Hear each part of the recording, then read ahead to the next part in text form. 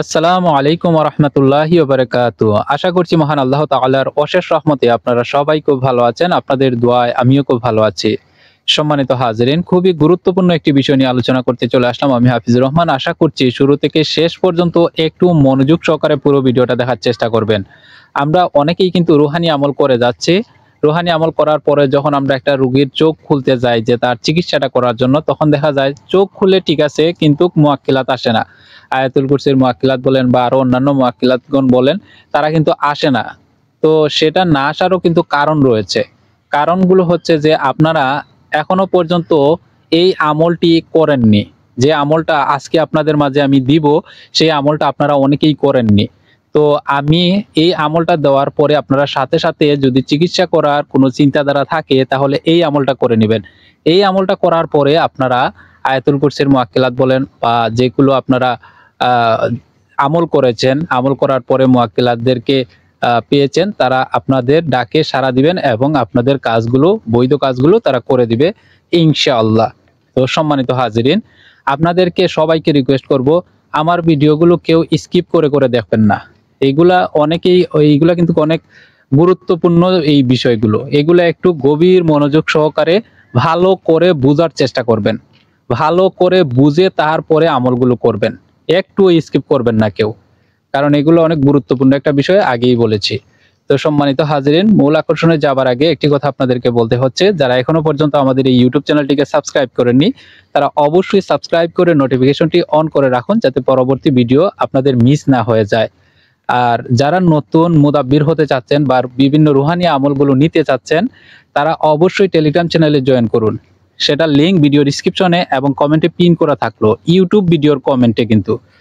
তো আপনারা যারা ফেসবুকে আছেন, একটু কষ্ট করে আপনারা সেই ইউটিউবে গিয়ে আপনারা লিংকে জয়েন করে নেবেন টেলিগ্রামে। সেখানে অসংখ্য মুদাব্বিরগণ রয়েছেন, আপনাদেরকে যথেষ্ট পরিমাণ সাপোর্টও দিবেন। আর আমি অনেক সময় সেখানে লাইভে আসি, আপনাদের সব কাজকর্ম এবং যা যা করতেছেন সবগুলো নিয়ে আমরা কথা বলি সেখানে ইনশাআল্লাহ। তো সম্মানিত হাজিরিন, আরেকটি কথা বলেই আমি মূল আকর্ষণে ঢুকে পড়ব।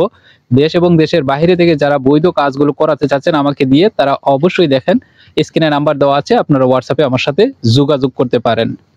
এখন চলুন আমাদের মূল আকর্ষণে ঢুকে পড়ি। এই জিনিসগুলো আপনাদেরকে ভালো করে বুঝিয়ে দেই, আমলটাও দিয়ে দেই। প্রথমে বলবো, এটা কিন্তু 21 দিনের আমল। ২ নম্বর কথা হচ্ছে, এই আমলটি আপনি যে কোনো দিন থেকে শুরু করতে পারেন, কোনো সমস্যা নাই। এখন এই আমলটা কখন করবেন? এই আমলটা করবেন আপনারা ফজরের নামাজের পর এবং এশার নামাজের পর। ফজরের নামাজ যদি আপনি ঘরে বসে করেন, এই ফজরের নামাজ যদি ঘরে পড়েন, তাহলে সেই জায়গায় বসে জায়নামাজে বসে আপনি এই আমলটা করতে হবে। এবং যদি মসজিদে নামাজ পড়েন, তাহলে এইখানে বসে আপনি আমলটা করতে হবে। এভাবে এশার নামাজের পরে এবং ফজরের নামাজের পরে আপনি যে জায়গায় নামাজ পড়েন সেই জায়গায় বসে থেকে আপনি আমলটি করতে হবে।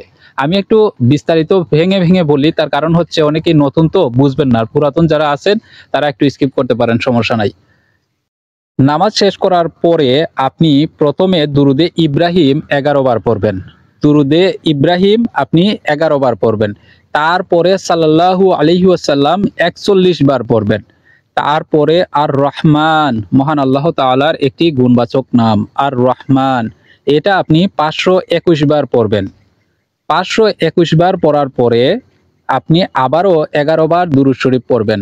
11 বার দুরূদ শরীফ পড়ার পরে আপনি এই যে দুরুদ ইব্রাহিম 21 বার, এই যে আপনার পড়ার 11 বার পড়ার পরে তারপরে আবার সাল্লাল্লাহু আলাইহি ওয়াসাল্লাম 41 বার পড়ে শেষ করবেন। এভাবে প্রত্যেক দিন ফজরের নামাজের পর এবং এশার নামাজের পর পড়তে হবে। এটা চলবে আপনার 21 দিন পর্যন্ত। 21 দিন পরে আপনি যখন একটা রোগীর চোখ খুলবেন বা মুয়াক্কিলাতদেরকে যে কোনো প্রয়োজনে ডাক দিবেন, কিভাবে ডাক দিতে হয় সেটা তো আপনারা ভালো করেই জানেন। হ্যাঁ, তো যখন ডাক দিবেন তখন তারা দেখবেন যে সাথে সাথেই তারা চলে আসতেছে ইনশাআল্লাহ। আর কোনো ধরনের কোনো সমস্যা হবে না। তো এই সমস্যাগুলো প্রায় মানুষদের হচ্ছে, অনেকেরই কিন্তু এই সমস্যাগুলো হচ্ছে আমার জানা মতো। তো আপনারা এই আমলটা আগে দ্রুত শেষ করুন। আগেই হচ্ছে ভাই আমল। আপনারা আমলের মাধ্যমেই সবকিছু পেতে পারেন। আর আমল করলে মহান আল্লাহ তাআলা রাজিও খুশি হয়ে গেলে তো আর আপনারা সব পাবেন ইনশাআল্লাহ, সেটা তো আপনারা ভালো করেই জানেন। তো সম্মানিত হাজিরিন, আমি সংক্ষেপেই আপনাদেরকে সব বিষয় নিয়ে, এই বিষয়টা নিয়ে আলোচনা করার চেষ্টা করেছি। জানি না আপনারা কতটুকু বুঝতে পেরেছেন। যদি বুঝতে পেরে থাকেন তাহলে এটা কতটুকু গুরুত্বপূর্ণ সেটা তো আপনারা ভালো করেই জানেন। অবশ্যই ভিডিওটা শেয়ার করে একটা লাইক কমেন্ট করে যাবেন। তো সবাই ভালো থাকুন, সুস্থ থাকুন, দেখা হচ্ছে পরবর্তী কোনো ভিডিওতে। আসসালামু আলাইকুম ওয়া রাহমাতুল্লাহি ওয়া বারাকাতুহু।